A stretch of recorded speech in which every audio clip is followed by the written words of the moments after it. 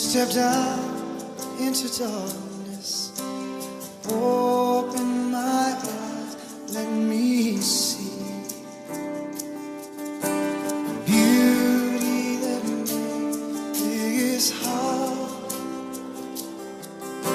and hope for life spring with thee. So here I am to worship, here I am to bow, here I am to say that you're my God, you're altogether lovely, altogether. Olá, obrigado por estar conosco em mais um Quarta Convida, mais uma quarta-feira, onde através desse programa da IBRAVE, programa oficial da IBRAVE, Igreja Batista Renovada Água da Vida, nós aí temos a proposta de trazer a você questões que fazem parte do nosso dia a dia como cristãos, né? Sempre aqui reforçando que a razão desse trabalho é o nosso Cristo, o Cristo da cruz. Ele que é a razão, Ele que é a vida, Ele que é o tudo. Então, você é muito bem-vindo aqui conosco, nesse bate-papo rápido que nós vamos fazer. Gostando? Bota lá o nosso positivo, para a gente é muito bacana, muito importante. Embaixo também você tem liberdade para fazer os comentários necessários. E se não gostar também, pode colocar lá o negativo, não tem problema nenhum, tá ok? E divulgue também, se gostou do assunto, achou bacana o bate-papo, a proposta daquilo que nós estamos trazendo como tema, né, a cada quarta convida, que você possa estar ajudando aí, divulgando para os seus amigos, para os seus irmãos, para a sua família, ok? Então vamos lá até o bate-papo de hoje tem o seguinte tema: Igreja Gosto do Freguês. Igreja ao gosto do freguês. Eu nunca fui muito chegado em carne, né, em churrasco, vamos dizer assim. Gosto, como, mas assim, talvez se tivesse que viver uma vida aí vegetariana, uma outra semi, né, vegetariano, parcial, eu talvez não teria muito problema em conviver dessa forma, né, conviver com esse tipo de situação. Mas por que eu estou falando isso? Para um exemplo. Quando eu, por exemplo, assim, né, o exemplo que eu vou colocar, quando eu vou até um lugar, um restaurante, algum lugar, ou estou com algum colega aí, e vem a possibilidade de a gente comer uma carne, alguma coisa assim, com a família, então sempre eu peço o meu bife, a minha carne, o meu frango, filé de frango, bem passado. E às vezes eu reforço para o garçom, olha, é bem passado mesmo, né? Porque às vezes você pede bem passado e vê aquela carne, por exemplo, estou dando um exemplo da carne vermelha, né? Ela tostadinha assim por fora, quando você corta, sai aquele sangue. Então, respeito quem gosta, o gosto é de cada um, não é verdade? Mas isso serve para nós abrirmos da seguinte maneira: como você quer a sua carne? Aqui é o gosto do freguês, bem passada, mal passada, ao ponto, esturricada, aquela que parece uma brasa, e assim por diante. Ao gosto do freguês. E em várias outras situações, você, como um cliente, como um consumidor, você vai ouvir essa expressão: olha, aqui é o gosto do consumidor, aqui quem manda é o consumidor. Olha, isso é bacana, interessante, até positivo. Até o ponto em que isso chega dentro da igreja. Puxa vida, né? Dentro da igreja. Ou seja, igreja ao gosto do freguês. Igreja ao gosto do cliente. É o que as pessoas buscam e procuram. Não é nos dias de hoje, não. Já faz um bom tempo, eu tenho acompanhado, desde a década de 80, que esse formato, essa modinha, vamos dizer assim, ela vem pegando dentro das igrejas. Eu como muitos sabem, nasci num berço cristão, assim, se é assim por dizer, né? Ou seja, quando eu nasci, meus pais eram cristãos, meus pais tiveram todo aquele procedimento padrão do cristão. Quando eu tinha alguns meses de vida, me levaram até a igreja, o pastor me segurou nas mãos e me consagrou ao Senhor. Meus pais, quando eram vivos, sempre eles diziam isso, diziam até para os meus filhos, né? Olha, seu pai foi consagrado a Deus desde o ventre materno. Inclusive, eu tive uma experiência nos meus primeiros dias de vida, onde era a vista de uma epidemia, uma bactéria que pegou o berçário lá do hospital que eu nasci, e a vista da minha condição física, que minha mãe dizia que eu era muito pequenininho, que eu, né, tinha uma cor assim até meio assim escura, então, e várias crianças com vigor, cor de rosinha, bonitinhas, estavam morrendo no hospital. Então minha mãe disse que ela me consagrou a Jesus. Falou, se ele sobreviver, é para a tua obra. Né? Então eu brinco até com ela que por que ela foi fazer isso? Deus levou a sério, né? E eu acabei de uma época da minha vida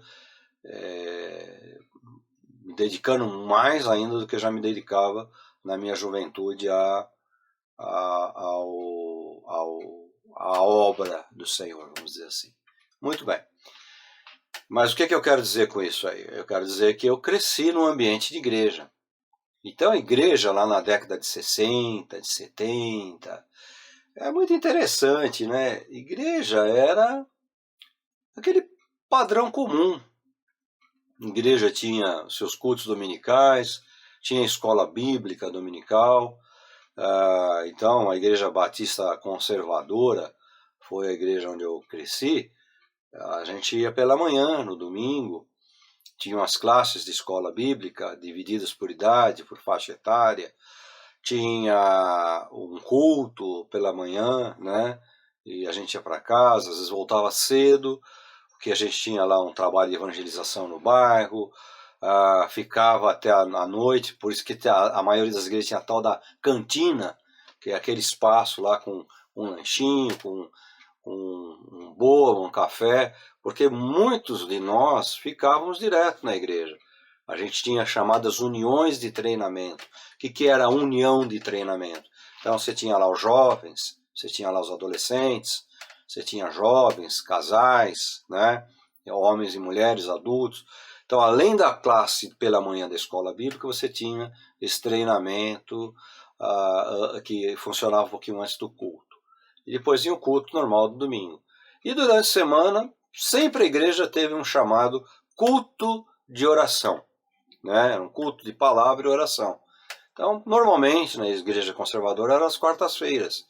Você tinha lá uma palavra breve, 20 minutinhos e tal, e normalmente era o pastor e alguns diáconos que tinham uma habilidade com a palavra que faziam esse culto.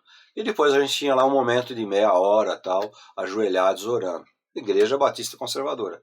Mas, nas demais igrejas, o formato era igual, né? Você ia nas demais igrejas, o formato era igual. Culto de domingo, muitas tinham escola bíblica também, nem todas tinham união de treinamento, muitas faziam a evangelização, de vez em quando visitavam um asilo, de vez em quando visitavam um orfanato, ou seja, esse era o padrão igreja. Você falava igreja, o povo entendia isso aí, né? Tinha aquela zombaria das pessoas de fora, o dízimo está indo lá, olha o 10%, fazendo chacota com relação à pregação da igreja em cima dos 10% do dízimo, que é bíblico.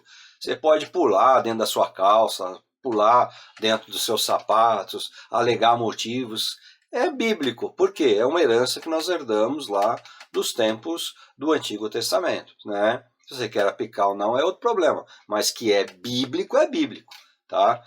Então esse era o formato normal. Algumas igrejas divergiam, que se falava de doutrina, mas não era doutrina. Algumas igrejas divergiam por questões de costumes. Então a Igreja Batista, por exemplo, ela sempre foi mais tranquila com esse negócio de roupa.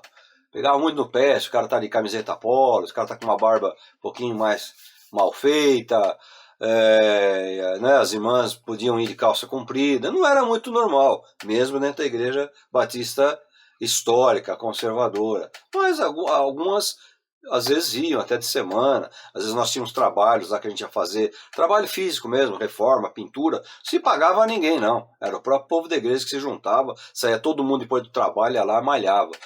E tomava um chazinho, uma pipoca, uma bolachinha, e nossa, eu fiz muito isso, muito isso na minha vida, muito mesmo, né? Então esse era o formato da igreja comum. Então a outra lá, a mulher não podia usar calça comprida, o homem tinha que ir para a igreja de terno e paletó, gravatinha, etc. Essas eram as diferenças que existiam naquela época. Muito bem. Mais de um tempo para cá, principalmente, como eu reforcei na abertura, da década de 80 para cá, começou a haver um movimento dentro da igreja quando eu digo no contexto geral, mundial, né? E para nós aqui sempre respinga, sempre, até em termos de filme, de moda, sempre respingou. Hoje mudou bastante, né? Mas ainda é assim. Respingava e respinga ainda até hoje os conceitos da América do Norte, dos Estados Unidos, as coisas dos Estados Unidos, então o modismo dos Estados Unidos, livro. Você olhar aqui minha biblioteca aqui, nossa, tem muitos livros aqui cujos autores são norte-americanos, são estadunidenses, né? São norte-americanos, são dos Estados Unidos da América. Muitos mesmo. Livros de estudo, inclusive, alguns estão aqui já traduzidos para o português, mas são livros lá dos EUA, né, dos Estados Unidos. Então vinha muito esse costume. Não, muito esse costume foi herdado. As bandas, os grupos musicais, por exemplo, que nós tínhamos, os mais antigos, os conceitos vieram de lá, né? Na minha juventude, lá para meus 20 e poucos anos, eu gostava de um grupo que eram hippies. Quem não sabe que é hippie é uma cultura que surgiu finalzinho da década de 50 para a década de 60, que pregava um estilo de vida diferente, livre, né? Amor livre, sexo livre, drogas, etc. Festival de música lá de Woodstock, que lá dos Estados Unidos, que veio para cá. Então esse movimento veio para cá. Quem é mais velhinho aí que nem eu, vai lembrar dos Mutantes, da Rita Lee, né? Vai lembrar um pouquinho do Ney Matogrosso mesmo. Alguns são vivos desses caras que eu estou falando aí, que trouxeram esse conceito. Mais lá para frente, o Raul Seixas, né, o nosso maluco beleza, filósofo aqui do Brasil. Enfim, muita coisa veio de lá. E muita coisa veio para dentro das igrejas. E tinha um grupo de hippies que se converteu a Jesus Cristo.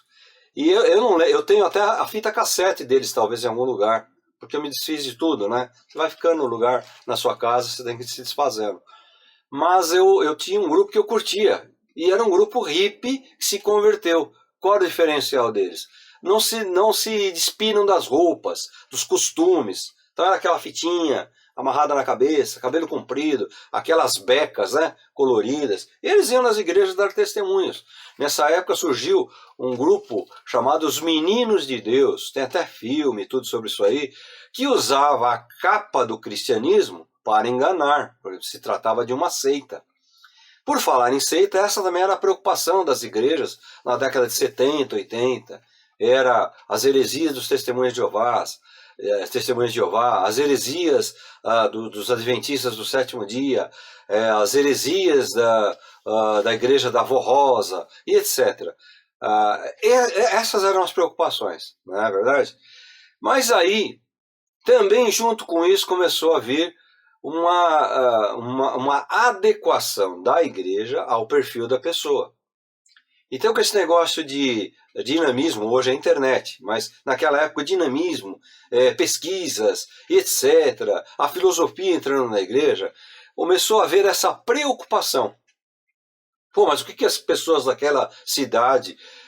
eu só vou abrir uma aspas aqui, porque eu vou voltar lá mais tarde. Tá? O quarto comida hoje vai ser um pouquinho longo. Tenha paciência que você vai gostar.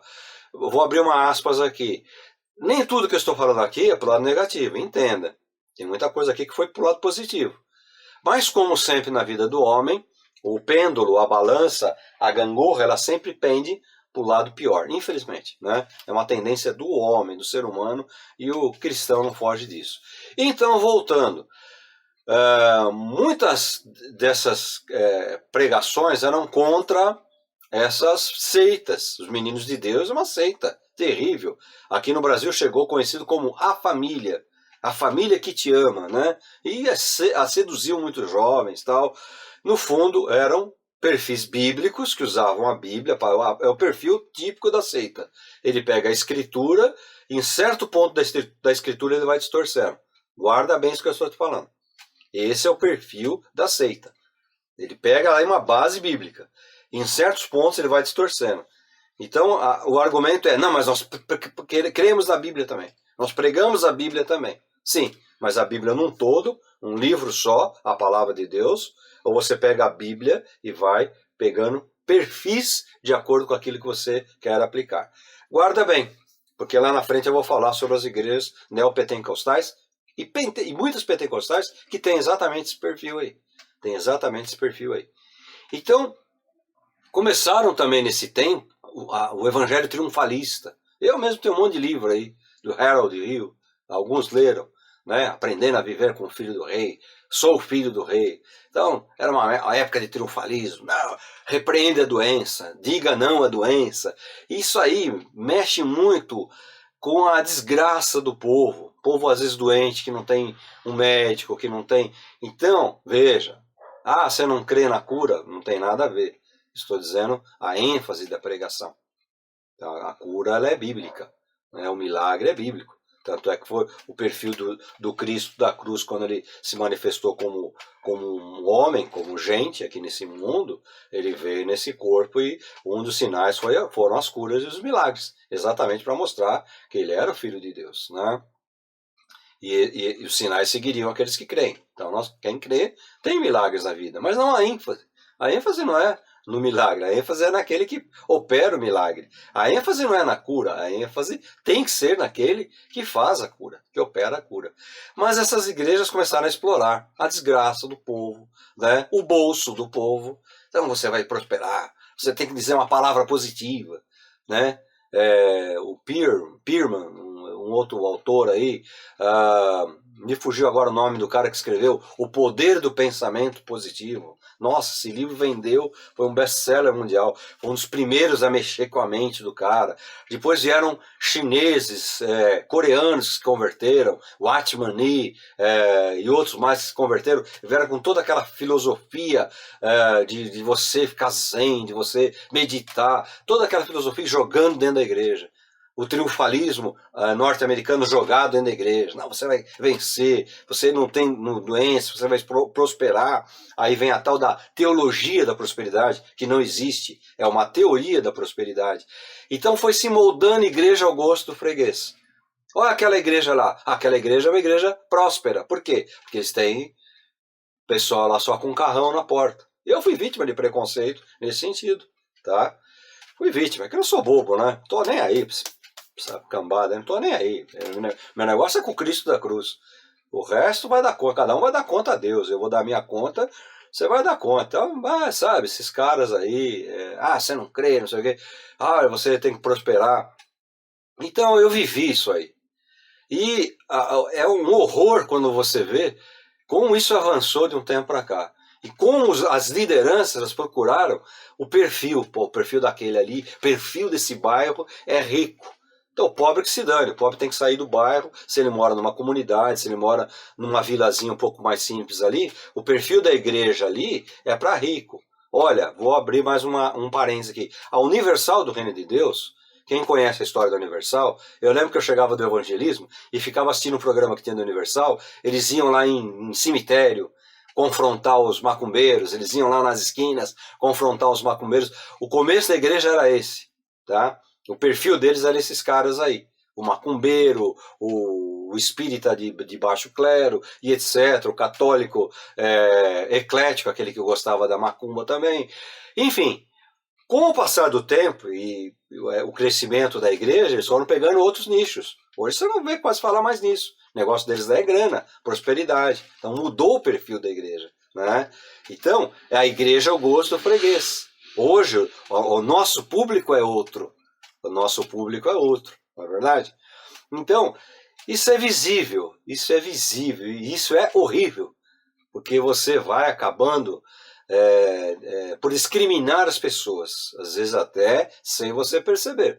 Você vai acabando por discriminar as pessoas. E é aí que mora o perigo, não é verdade? Então, isso avançou muito da década de 80 para cá. E é onde eu quero chegar, porque é o meu espaço principal de vida. Então, vamos lá. Da década de 80 para cá, como eu estava falando, isso aí se intensificou, né? E hoje, quando eu digo já de alguns anos para cá, a igreja, o evangelho, ele tem que se adequar à pessoa. Então, por que você vai naquela igreja? Aquela igreja é igreja de jovens, só tem jovens lá. Pô, mas é justo ter uma igreja para jovens? Ou é justo ter uma igreja onde a família cresce, onde a família se sente bem?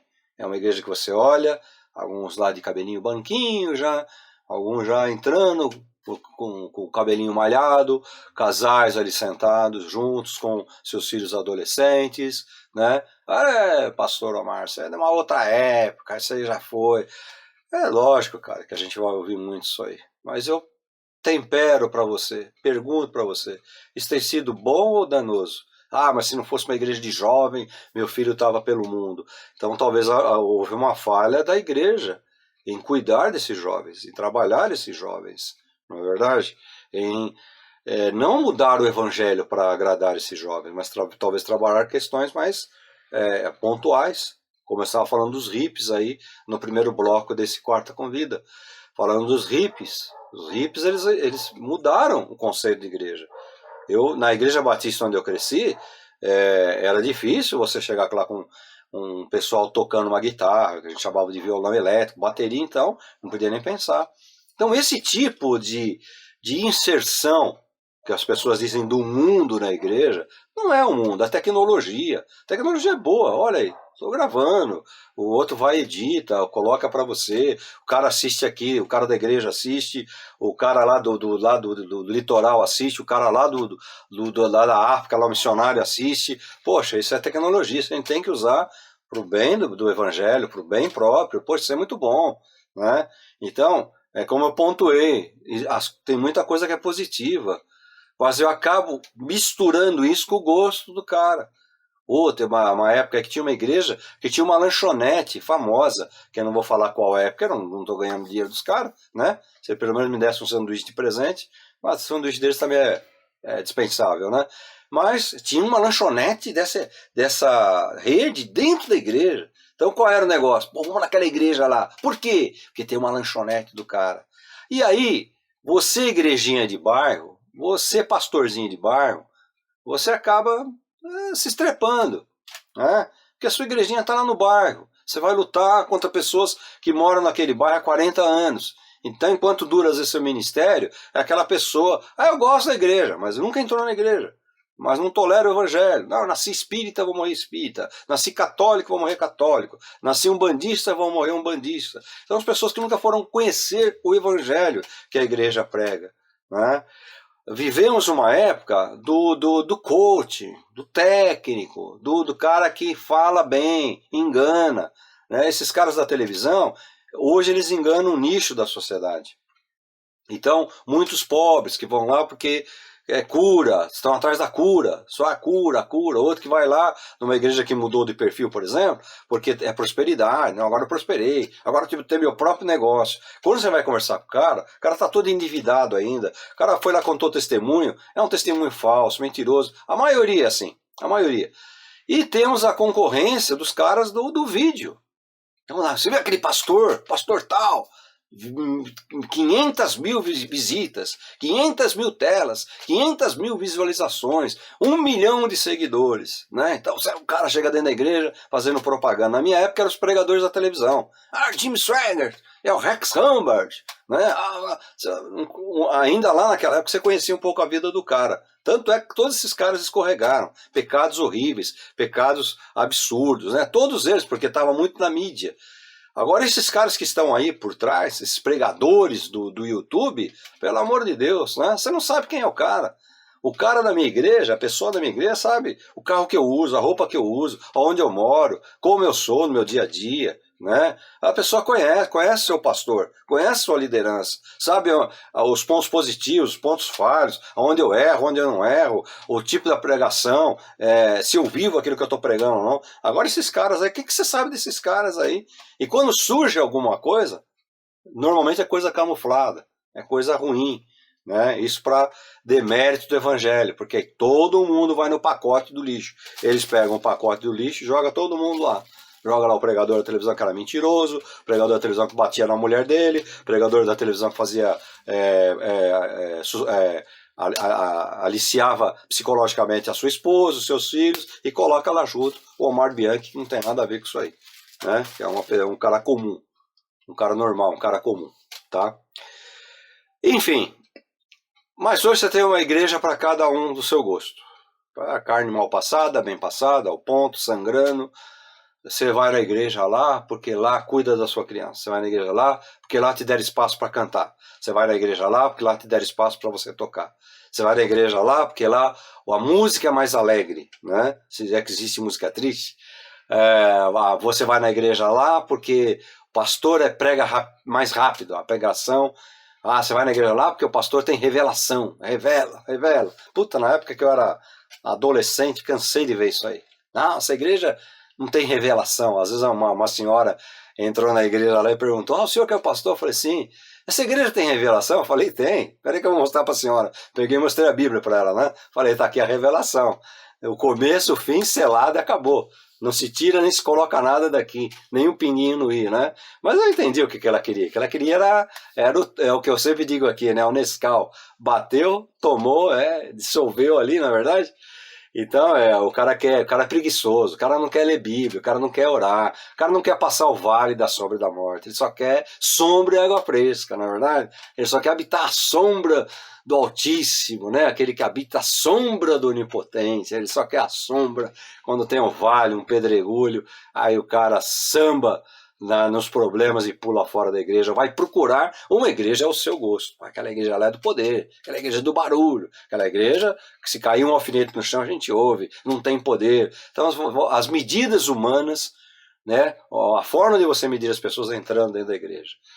E é com muita tristeza que eu faço essa análise nesse Quarta Convida, porque são 64 anos de vida completados aí na última semana, 64 anos de vida, se Deus me der saúde, agora o próximo mês aí, 35 anos de consagração ministerial, de vida cristã, são todos os meus 64 anos, e desde os 10 anos fazendo evangelização nas ruas, e conhecendo gente de denominações, gente de culturas diferentes. Eu já entrei em favela, já entrei em penitenciária, já entrei em casa de rico, muito rico, já entrei em casa de pessoas comuns, como nós somos aí, do dia a dia, já entrei em barzinhos lá no centro da cidade, na boates, naquela boca do lixo, já entrei em centro espírita, centro de umbanda, né? Só não consegui entrar dentro da maçonaria porque não deixaram, né? Mas até o salão principal, até o salão de entrada eu fui. Mas, assim, é muita coisa da vida que eu estou falando para vocês aqui. O evangelho que se propõe a ser colocado hoje é um evangelho distorcido do bíblico, né? Infelizmente muita gente fala: estou na igreja enquanto se pregar a Bíblia. O cara não lê a Bíblia, o cara não estuda a Bíblia, o cara não medita na Bíblia, né? O cara precisa meditar, medita nesse livro de noite. Você quer ser feliz, bem-aventurado? Medita na lei do Senhor, medita.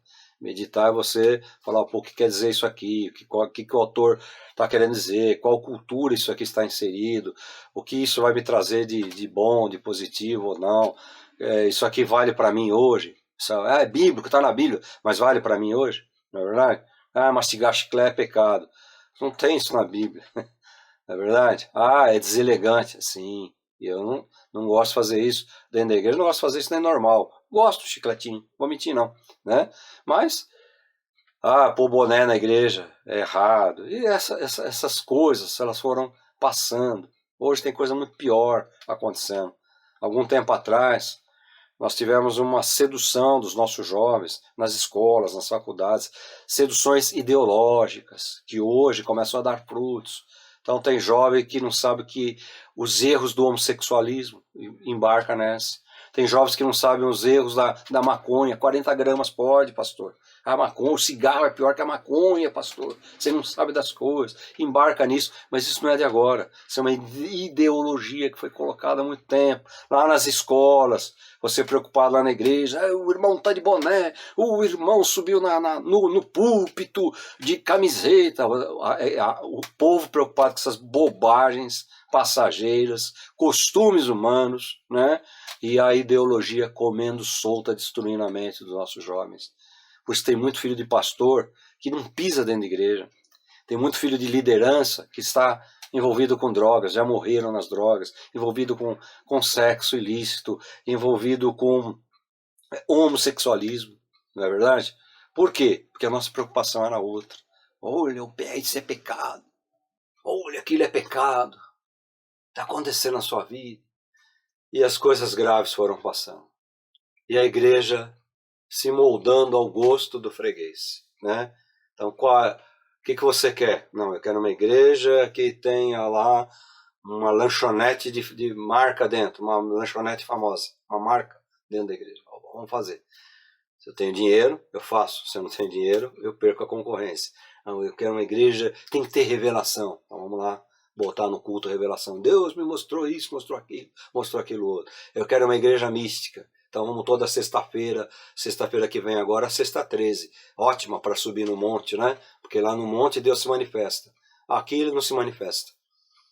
Aqui, lá na praça, quando eu pregava lá na praça, no meio dos homossexuais, das prostitutas, lá ele não se manifesta. Como é que ele vai se manifestar num lugar desse, né? Mas no monte é santo. O monte é santo. Lá ele se manifesta. Então eu vou nessa igreja porque o povo vai orar no monte, né? É a igreja do poder, é a igreja da revelação. Na década de 80, como eu falei, isso era comum. Vamos naquela igreja lá, por quê? Porque Deus mostra para a irmã lá o que vai acontecer. E o povo corria.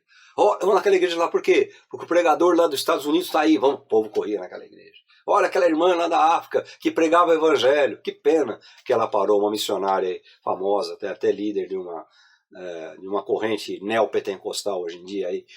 Que pena que ela parou de pregar o puro e genuíno evangelho lá na África. Ela era tão útil, ela tão uma bênção lá. Veio aqui para o Brasil para trazer uma série de modismos norte-americanos lá dos Estados Unidos da América.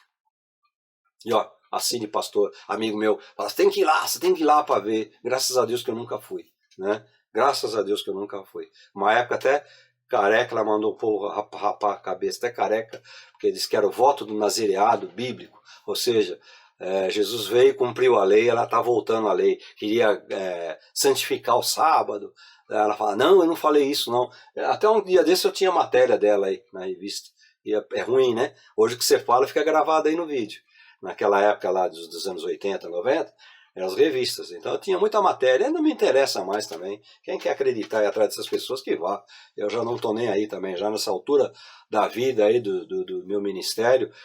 Não sou eu que convenço as pessoas, é o Espírito Santo, eu sei disso aí há muito tempo já, e fico tranquilo nisso aí. Meu negócio é viver. Você é um cara meio rude e tal. É o que eu falei, você que é perfeito, perfeito foi embora faz tempo. Ficou pouquinho tempo aqui, viu? Quando ele se manifestou e viram que ele era perfeito, meteram numa cruz, não é verdade? Então, aquele pastor, vai conhecer a vida dele para você ver. Aquele lá é apóstolo, vai conhecer a vida dele para você ver. Depois você volta e me fala, né? Eu lembro uma experiência, um cara dentro da igreja, um jovem que endeusava, glorificava certos grupos aí de música, e ele teve a oportunidade assim de trabalhar com esse grupo. Eu lembro até hoje, quando ele veio me falar, pastor, até pornografia os caras vê lá. Então, lá na batidinha lá da galera, era o top, era o show, dancinha, pulinho, alegrando a moçada, né? Mas por detrás dos bastidores é outra coisa. Então, meu amigo, toma cuidado com esse negócio.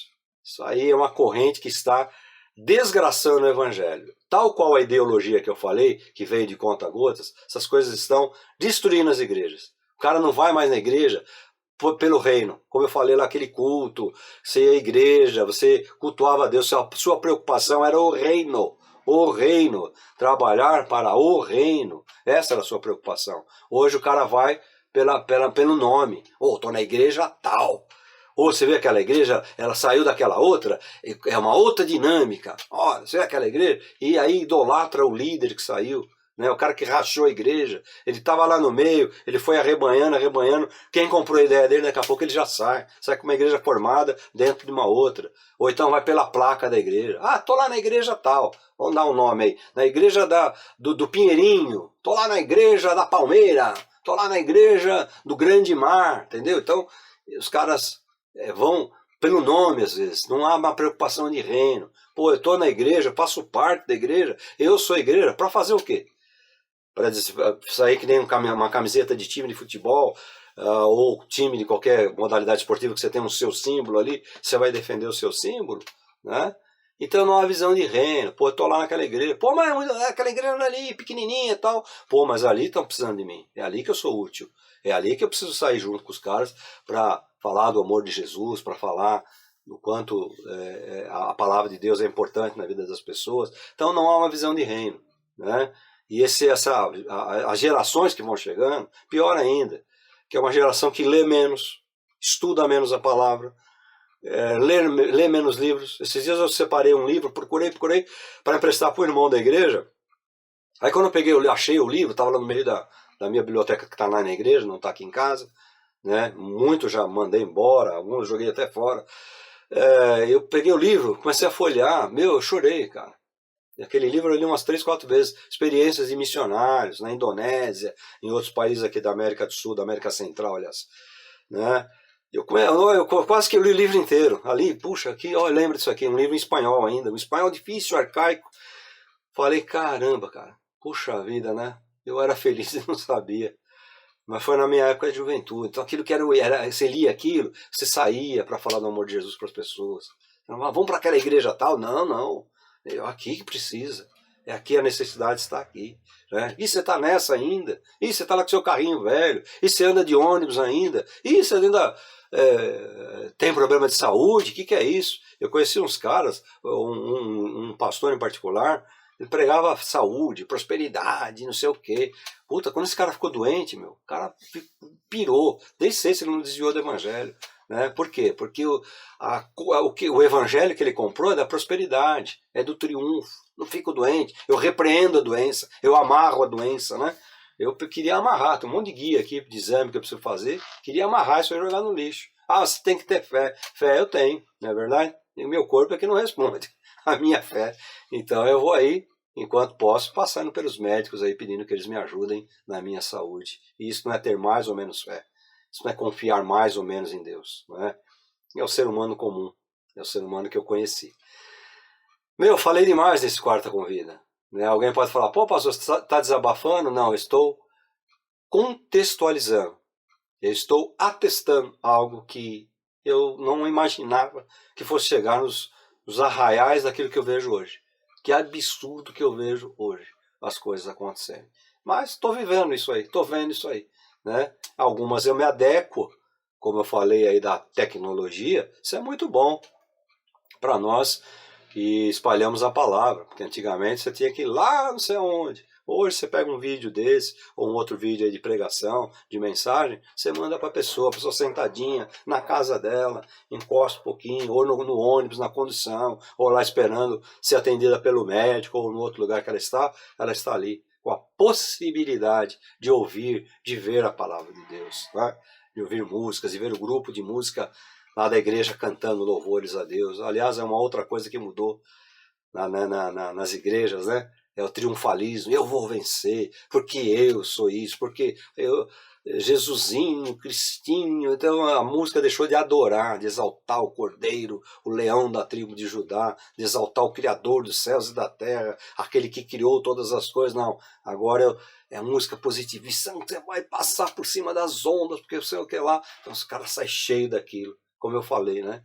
Primeiro tropeço que ele tem, primeira dificuldade que ele tem, ele vai ter sérias dificuldades para caminhar na vida cristã. Meu amigo, eu vou parar de falar, senão eu vou embora muito tempo, tá certo? Vamos meditar nisso aí que eu estou falando aí. Mas é para meditar de verdade. Falar, puxa vida, será que eu A igreja está pegando um rumo? Será que eu vou na igreja só pela placa da igreja? Será que eu estou interessado no eu? É eu? Ou eu estou interessado no reino de Deus? Não é? Será que eu vou na igreja lá, do pastor lá, como um mercadinho de bairro quando você não tem dinheiro, ou quando você precisa de 2 ovos, de um pouquinho de farinha de trigo, você corre lá, porque não dá tempo de você ir lá no supermercado de marca, que é onde você vai quando você tem dinheiro, e você diz para as pessoas, eu fui no hiper não sei o que lá, eu fui no shopping não sei o que lá, né? Então você dá o nome do lugar.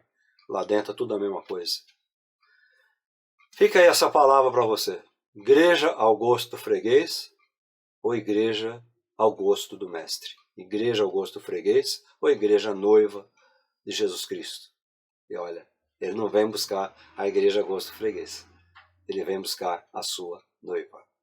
Eu estarei lá, com certeza, nesse casamento, fazendo parte da noiva que vai receber o seu noivo, o Cristo, o Cordeiro.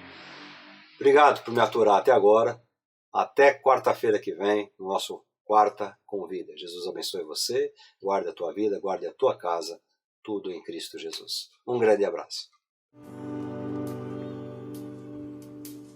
Light of the world, you stepped out into darkness. Open my eyes, let me see beauty that made this heart. Hope for life, spin with you. Here I am to worship, here I am to bow, here I am to say.